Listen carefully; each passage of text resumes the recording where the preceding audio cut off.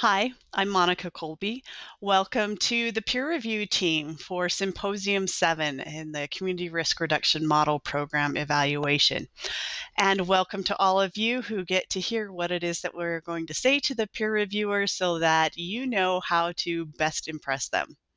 So when we look at program evaluation, we are looking at four main pieces: the formative evaluation, process, impact, and outcome. And keep in mind, reviewers, that while they need to have detail and show evidence that they accomplish these things, that they actually reduce some amount of risk as much as you can prove that, we also are giving them a very short amount of space to do that. So they should be hitting details, numbers, highlights, concrete, what they did, but also not getting all the way into the depth of, and then we did this, and then we did this, and then we did this. So their their process won't be really detailed in every little step that they did, but they still should be explaining it in just a couple of sentences so that you can understand that other people could potentially duplicate those efforts. Maybe they just need to talk to them about the details more, but to make sure that the overall program was a success or a failure.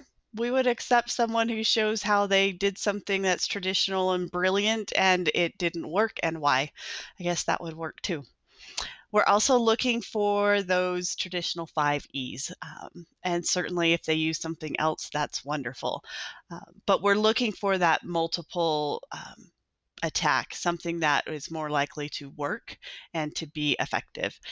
So education alone is great. You could talk about a program and how you changed knowledge, but if that didn't lead to big picture changes in efficiency or reduction of loss of life or reduction of incidents or reduction of severity, then it just isn't enough to be a full program. That's just an evaluation of one piece of something. We're looking for something that's bigger, a bigger picture.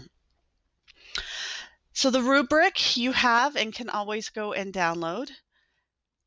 On each of those evaluation pieces, you're able to give 0 to 4 points. You'll have stars on there, and you can give 0 to 4 in each one. In the formative evaluation, we are looking for what the risk was, who they decided to focus on, or how they decided that, but what they decided to do.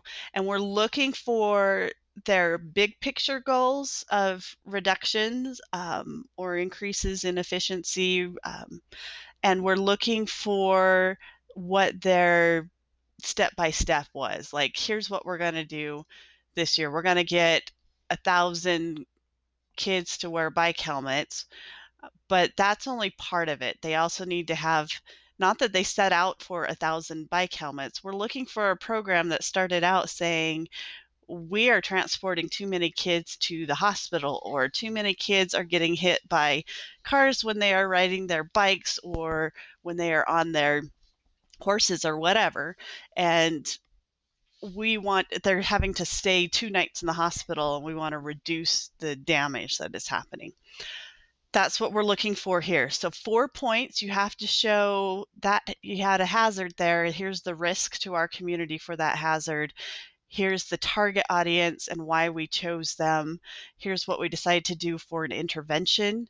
And here are the objectives to get there. So our big picture, what we're going to reduce in risk, and then down to the smaller picture.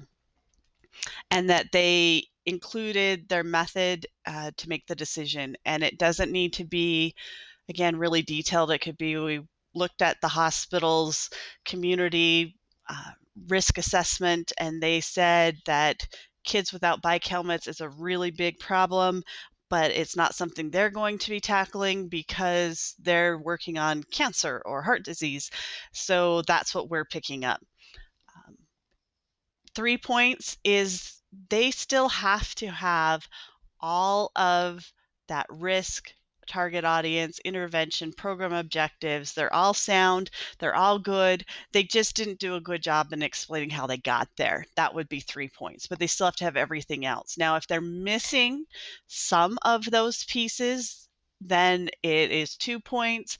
They've got only some of the pieces, 1 point. They didn't really understand what a formative evaluation is or didn't tell you anything about it. Those are 0. Let's look at the process. Process is what they did. How did they come up with their strategy? How did they get it done? What were barriers that they came up with and overcame? So in this case, how did they get helmets? Who did they use to get them out? Where did they go? Did they do an education with them? Did they do billboards? Whatever it is along there. So giving good information of here were our partners, here's what we did, here's how we reached out to our community, and here's how we measure, and then we were checking to see if kids were actually wearing helmets. We went to the places where they wore them and gave them out, whatever it is, along those same lines. If they can do that in a way that someone else could go, okay, I could go and get my equivalent of those stakeholders together and I could do this, then that's 4. If they did most of that, 3, and then just down until they say what actions are taken, like, we did this, but it wasn't really measurable. Not something, they're not showing you anything that could be, some things have to be counted in order to show your impact. And so in the process, they need to have the things that can be counted in some way measured of how effective it was or how much they did of it in that process. Not all of it has to be measurable in that way, but some of it does need to be there. The impact are those measurables, changes in knowledge. So before we would have said we gave a pre-test and post-test, and here we would say 85% had a 50% increase in knowledge, or there was an average of 60% increase in knowledge or attitudes.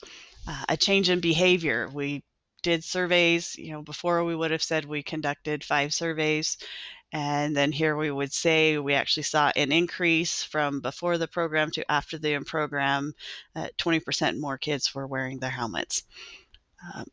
Counting out, we gave out 1,000 helmets. We responded to 20 fewer bike crashes, or that in the hospital, they saw fewer, or they did look to be reduced in their severity. And then in the outcome evaluation, why did that skip? Let's go back.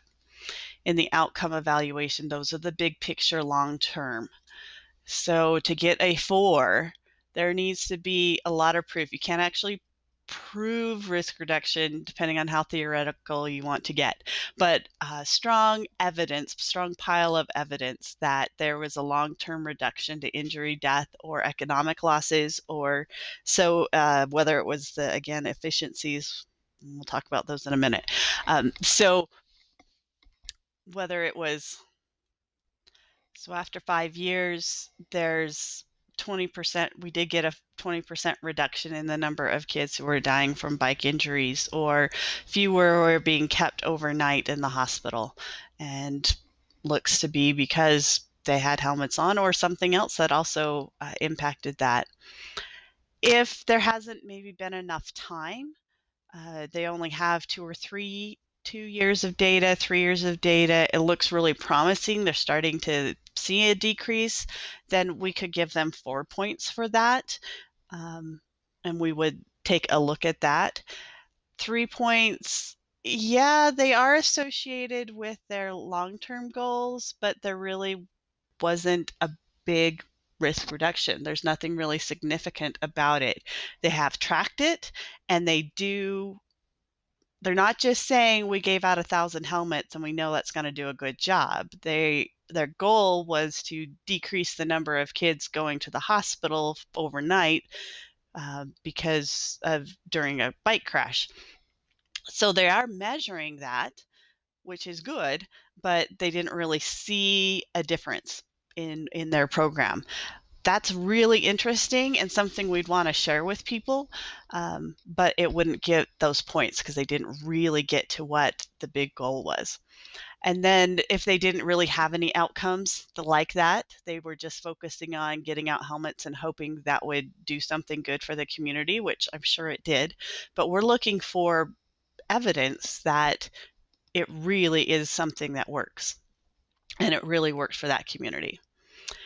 So 0 points if they haven't been doing this. This was just a great idea, but they don't even know if it works or not, or they have no way of measuring if it works, or they never made the goal to big picture. How is this going to be effective? Now, this last one, it's on some of the rubrics. We've actually removed this, but again, let me explain some of it because it goes back to those what impacts and outcomes and what that process was. So it was how much you actually did to reduce risk. Did you or create efficiencies? This was just a knowledge only. They got their goals done. That's great. Give them a couple of points. What we did in the past, and then, but if it actually changed behavior or the environment, or you could prove a reduction of life loss or injury loss or economic loss, like in the case of efficiency, you could have, we were able to inspect more buildings with fewer people, or we were able to spend less time in service, uh, or out of service on a scene, get back to being available again. We were spent less time at the hospital. Whatever you're looking for there, those would also qualify as things we'd look for. But that's what we're looking for in the outcomes. So there's not a separate piece of it, but in those outcomes, we're not just looking for, did they get smoke alarms installed or did they get fire sprinklers installed, but did it change things? Did it help the community? Is there a reduction in risk? Not just because we're pretty sure that that is a way to reduce risk, but we're looking for, did this really do something positive for the community? Can you show this? So, oh, there we go again. Was the goal to reduce risk or increase efficiency? Was there a goal that they spelled out that identified they wanted to reduce some sort of risk or loss, use of resources? There it goes again. Is there documentation for what they did all along the way? That's high level, give the 4 points. And then that big picture. Did they really make a difference in that community risk reduction? So it's great when you have a program and you've got all those little pieces and you're looking to see, did this class work? But this is about, did that class add to the big picture? Is this something that is helpful? So if you have questions, please reach out to a coach. Coaches, if you have questions, please reach out to me or Teresa. Peer review, please reach out to me, and you can also help each other out with some of these if you have questions. But we want you to give your honest interpretation. You are experts at this. You have already shown that you know what we're talking about when we say community risk reduction and how to evaluate a program. So we trust you more than we trust our opinions. So yours carry a lot of weight. Go with your instincts of whether you think this is a model program, whether this is something that, as we raise the bar on doing a good job in our industry, is this something that we should hold up in front of everyone else? Thank you very much.